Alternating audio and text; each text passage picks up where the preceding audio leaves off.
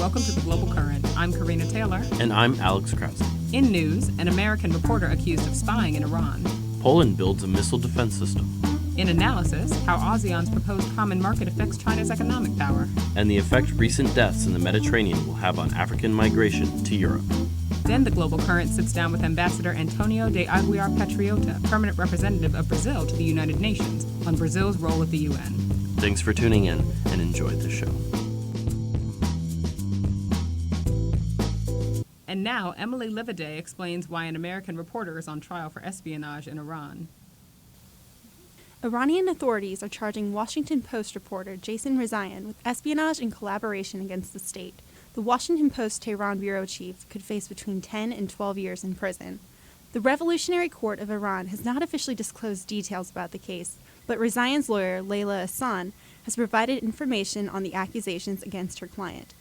According to the Washington Post, Iranian authorities have interpreted Rezaian's correspondence with Obama as evidence of collaboration with a government hostile to the state of Iran.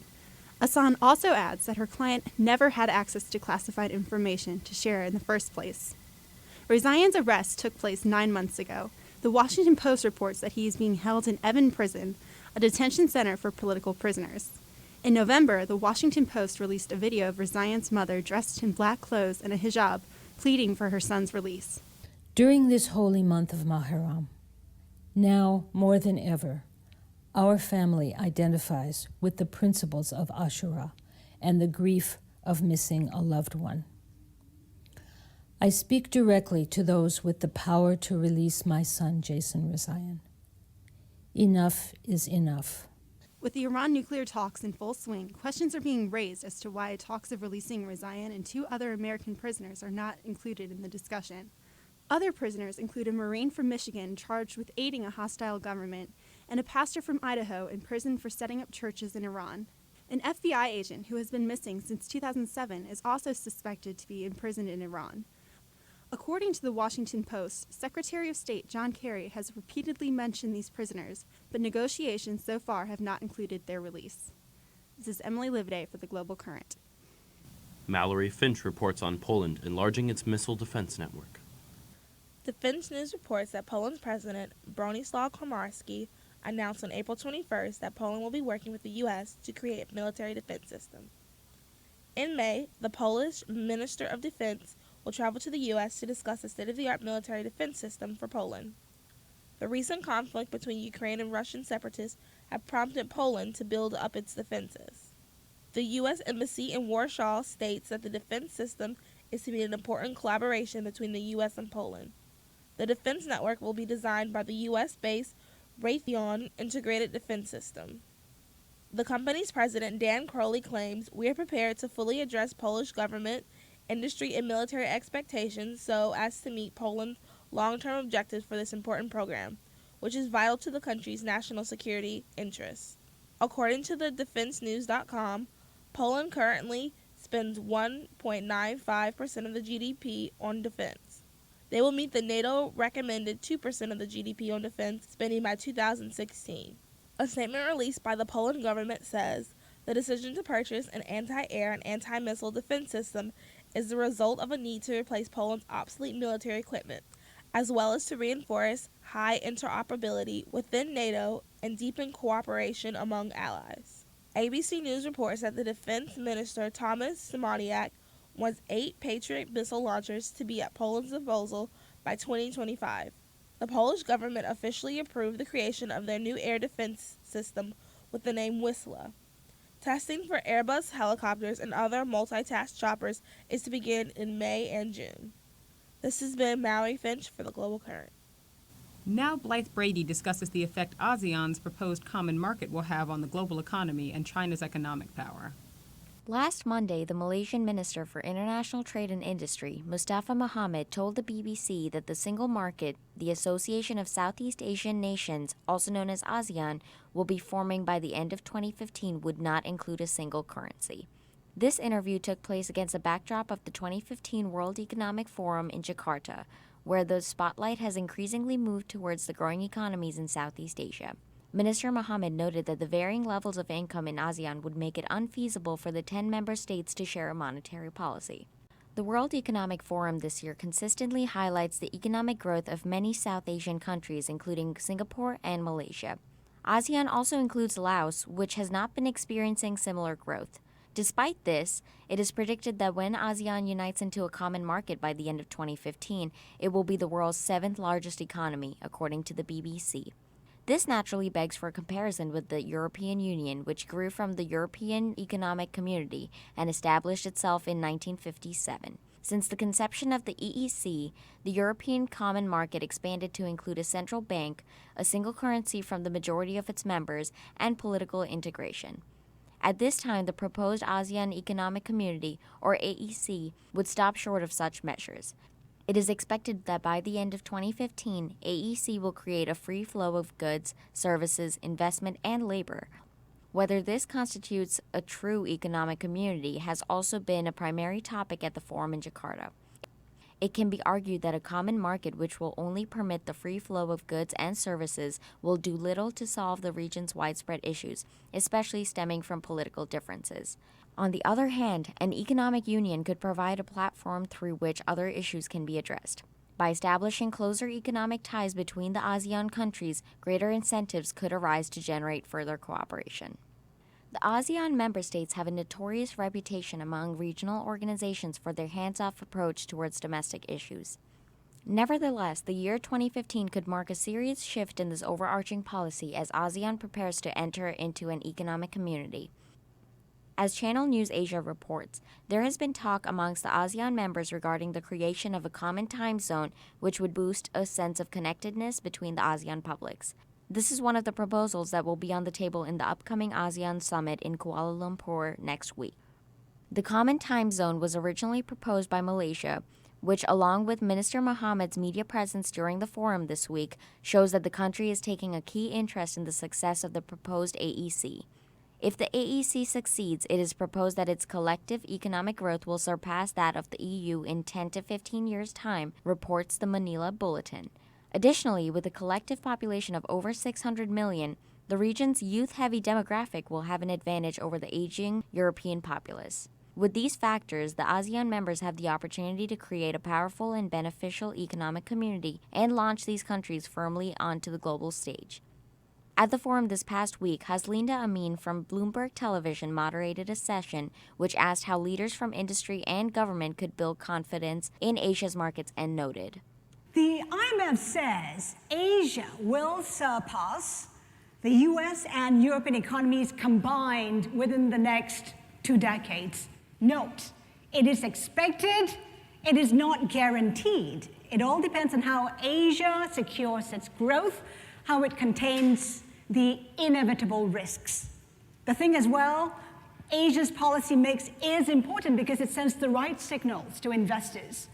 But what we have to also note is that it is an integrated global economy. Asia is susceptible to the changing events, changing fortunes of regions elsewhere." if the AEC reaches its potential, what are the consequences? First, China and Japan would have to grapple with another economic powerhouse in the neighborhood. Whether this could bring reconciliation between the two countries or whether the AEC will serve as another battleground for the two countries to attempt one-upmanship is yet to be determined. Additionally, the AEC could justify a more Asia-centric policy in the West, particularly in the United States. The U.S. has professed an intention to pivot towards Asia, but the continued crises and conflicts in the Middle East have prevented U.S. policy from adopting an Asian focus. Looking at the broader potential impact of this Asian economic merger, the combined effect of the EU and the AEC could promote the idea of regional economic integration around the world, particularly in South America, whose countries share similarities with the ASEAN member states. As 2015 unfolds, it will be interesting to see how the major economies react to the creation of the ASEAN Economic Community. This has been Alicia Sharabali recording for Blythe Brady for the Global Current. Karina Hendren analyzes the effect recent deaths in the Mediterranean will have on African migration to Europe. The recent humanitarian crisis in the Mediterranean has many calling for action. On Sunday, April 19th, a boat carrying migrants from a slew of countries, ranging from Bangladesh to Libya, crashed, leaving approximately 900 people dead at sea. On Monday, there were two separate incidents in the Mediterranean which received attention of the Italian Coast Guard. The first an inflatable raft with about 100 people along the Libyan coast, and the other was a vessel which carried 300 people. Also on Monday, a small migrant boat crashed into the rocks along the island of Rhodes in the Aegean Sea, causing 3 people to drown. The first 4 months of 2015 have seen about 1,754 perish in the Mediterranean, compared to 3,279 in 2004 in its entirety. As the weather gets warmer and sailing conditions improve in April, more and more migrants make the journey, resulting in even more accidents. The bulk of these crashes have been in the central Mediterranean towards the Sicilian coast. This prompts the question, what will be the effect of these crashes on the future of migration to the European continent? United Nations Secretary General Ban Ki-moon addressed this issue in a recent speech captured here by the New York Times. Record numbers of people are fleeing war and persecution. As migrants face discrimination, violence, and exploitation, they urgently need our protection during their hour of greatest need. In order to grasp future implications of the situation, it is important to understand the past events. In October 2013, an Italian-bound boat from Libya crashed near the Italian island of Lampedusa, killing 300 of the approximately 500 passengers. Migrants had perished in the Mediterranean, but the loss of life that resulted from that crash prompted the Italian government to enact Mare Nostrum, which was an extensive search and rescue mission to prevent deaths of migrants who journeyed from Africa to Europe. The budget was $12 million per month. Some argued that Mare Nostrum and increased aid for these migrants would prompt more to make the journey, leading to an uncontrollable migrant influx. However, Italy stuck with Mare Nostrum and, according to the Washington Post, saved more than 130,000 people in the Mediterranean and offered them medical treatment, shelter, food, and legal aid in order to help migrants get asylum. Unfortunately, by October 2014, Mare Nostrum was declining and was eventually shut down. After that, the European Union's border agency, Frontex, set up Triton, which was budgeted at $3.6 million per month, about one-third of Mare Nostrum's budget. The European Union has been very resistant to pass bigger projects which could aid these migrants, all of which has prompted outrage from many of the states in southern Europe, such as Italy, who are at the forefront of the crisis, as well as scholars such as Kevin Watkins, the executive director of think tank, the Overseas Development Institute.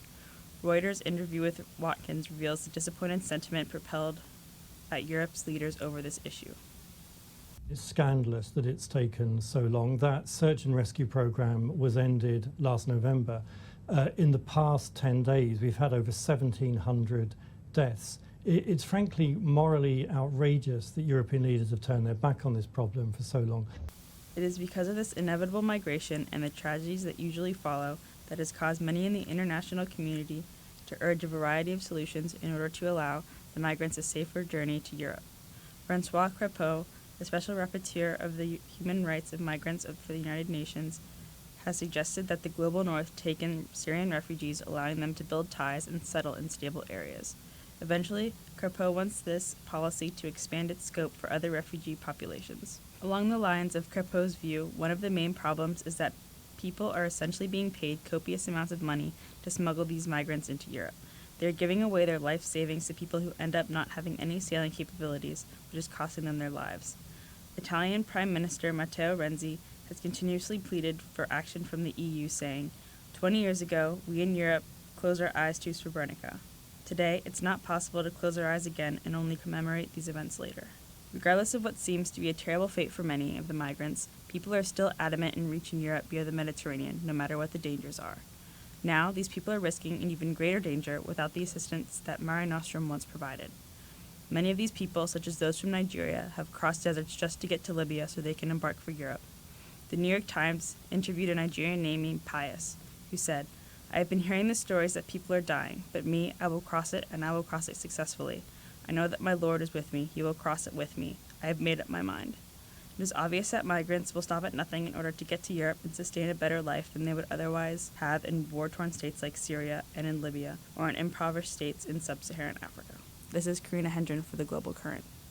Finally, The Global Current talks to Ambassador Antonio de Aguiar Patriota, Brazil's permanent representative to the United Nations, about Brazil's role at the UN. All right, well, thank you for giving us the opportunity to meet with you, Ambassador Patriota. I would just like to start out, Brazil is an emerging power, large GDP, large population, a growing military budget, and that's more of a challenge to powers that we're used to seeing, especially throughout the 20th century. The U.S., for example. Could you just give us a short status on the Brazil-U.S. relationship? Brazil-U.S. Well, coincidentally, a summit of the Americas just took place in Panama City. You probably followed that, and the historic meeting between President Obama and Raul Castro of Cuba. But there was also a bilateral meeting between President Obama and President Dilma Rousseff in Panama, and a visit to Washington was scheduled for, I believe, June the 30th, when President Dilma Rousseff will be coming to the United States. Well, you are correct in pointing out that Brazil has a large GDP. I believe it's the 7th largest in the world. Population-wise, we are number 5 or 6. Territorially, number 5. A country of great natural resources, but also considerable degree of agricultural, industrial development. And most of all, a country that in the past 15 years has started to deal with what is perhaps our biggest challenge, which is reducing inequality and incorporating the poorest segments of the population into a growing middle class.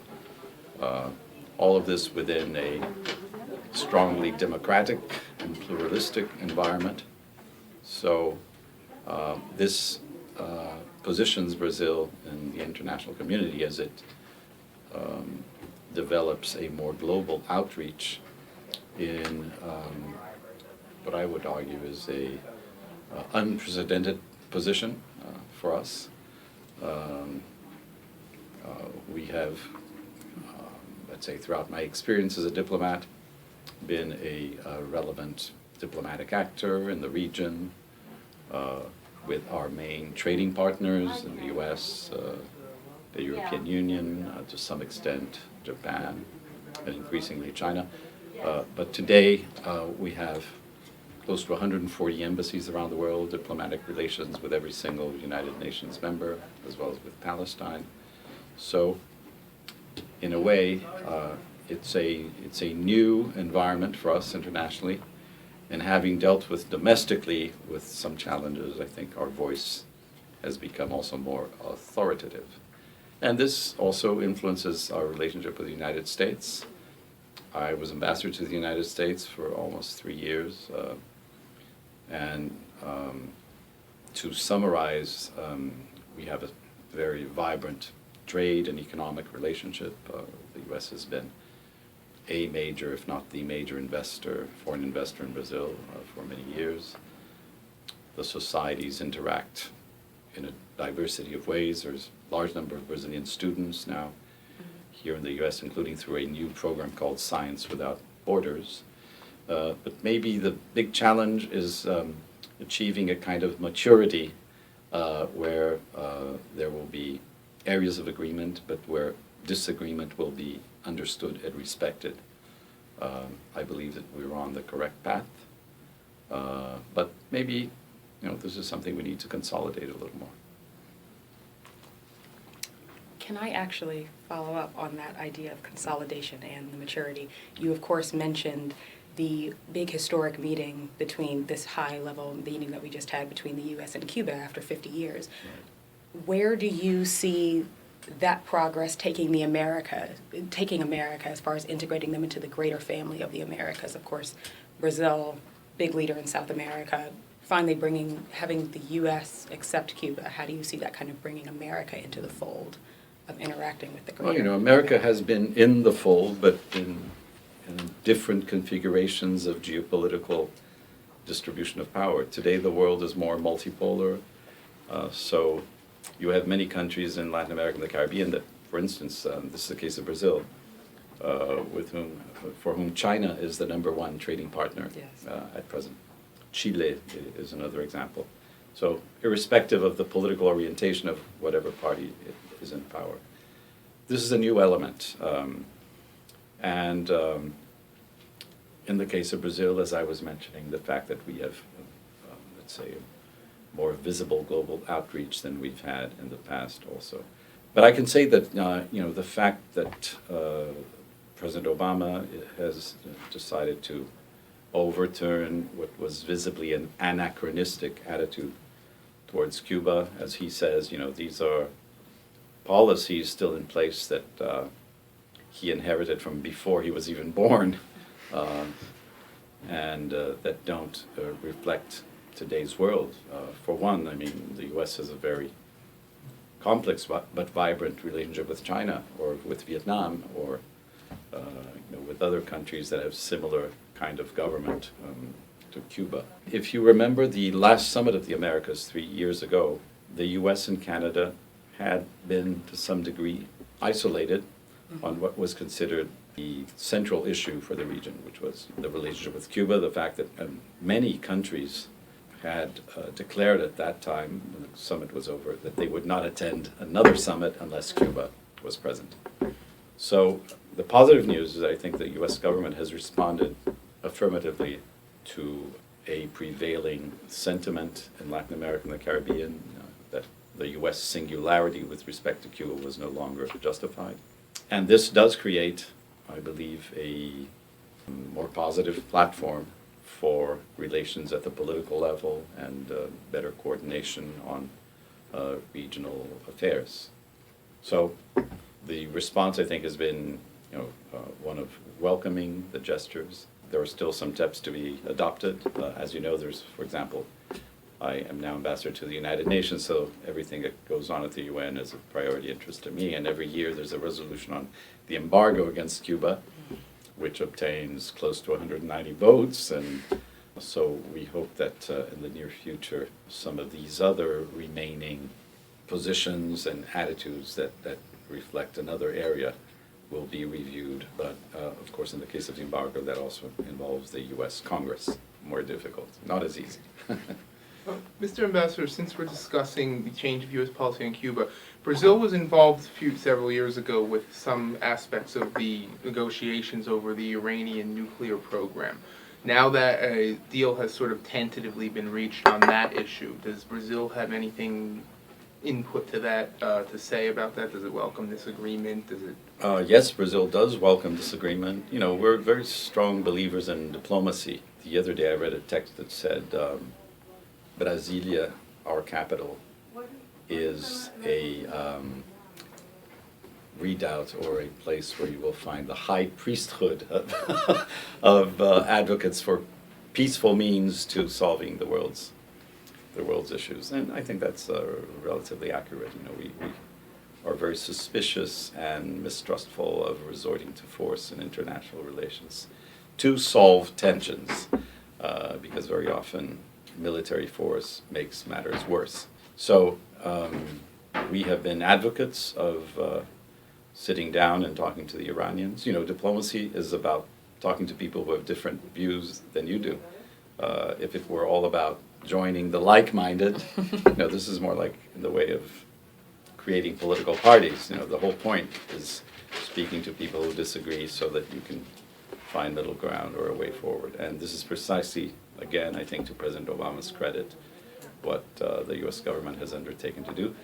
To some degree, building upon an effort that Brazil and Turkey carried out in 2010 on the basis of parameters that had been outlined by the U.S. government itself. It was a little curious, and Turkey and Brazil were quite disappointed at the time that although we did achieve what we had set out to achieve, defying the skepticism of many, well, this achievement was not greeted as a successful diplomatic endeavor by the P5, the permanent 5 members of the Security Council, for the simple reason that they had already embarked on a different strategy, and possibly also because they were not accustomed to seeing an emerging power such as Brazil in coordination with another strong power that borders on Iran, Turkey, taking up a challenge of this magnitude. So maybe a little bit of prejudice against a newcomer played a role, but be that as it may, what we see happening today is a similar approach to the Iranian nuclear file, with the difference that Iran has a greater number of centrifuges, much more enriched uranium than it had in 2010. So, to some extent, the 2010 Brazil-Turkey initiative could have been a confidence-building measure and ended up representing a missed opportunity. Please. Brazil is certainly in a good position with the BRICS to change the status quo, and it's one of the only nations that have denounced nuclear programs. So how does that help Brazil's ambitions to rise up in the UN and specifically in the Security Council? I think this expression you use, changing the status quo, requires some qualification. It would certainly apply when it comes to governance mechanisms, because we feel that while in certain areas such as the financial and economic coordination, the G7 has been replaced by the G20 that is more representative and in tune with today's multipolarity. At the UN, there have been other instances where the organization has evolved, but the Security Council remains very much a reflection of what a majority of observers would consider an outdated distribution of geopolitical power. So, still reflecting through the permanent five the geopolitics of 1945. But in other respects, Brazil is very committed to the status quo, especially when it comes to respect for the UN Charter and international law. And what we view with disapproval is precisely the fact that some great powers take certain liberties with international law or with the UN Charter, and that this causes great disruption, especially as we transition into a multipolar world, because as you overstep international law in one aspect or another, and the most dangerous is when it comes to the use of force. What one power is doing is actually indirectly encouraging another power to do the same, and this is highly destabilizing. So we're very pro-status quo in terms of respect for the Charter, for example. All right. Under President Lula da Silva, a major foreign policy goal of Brazil seemed to be to gain a permanent seat on the UN Security Council. Is this still an important goal of Brazilian foreign policy? And if so, do you foresee that Brazil will attain this goal in the future or near future? Well, the same party is in power since President Lula's days, so these policies have not changed. And if anything, I think we are closer to achieving an outcome in terms of Security Council expansion with increase in the categories of permanent and non-permanent today than we were under President Lula, because the frustration with the let's say the inability of the Security Council to deliver on a number of fronts. Look at Syria, where 200,000 people have died. Look at some other situations of tension that I think would have been avoidable, such as the one in Ukraine.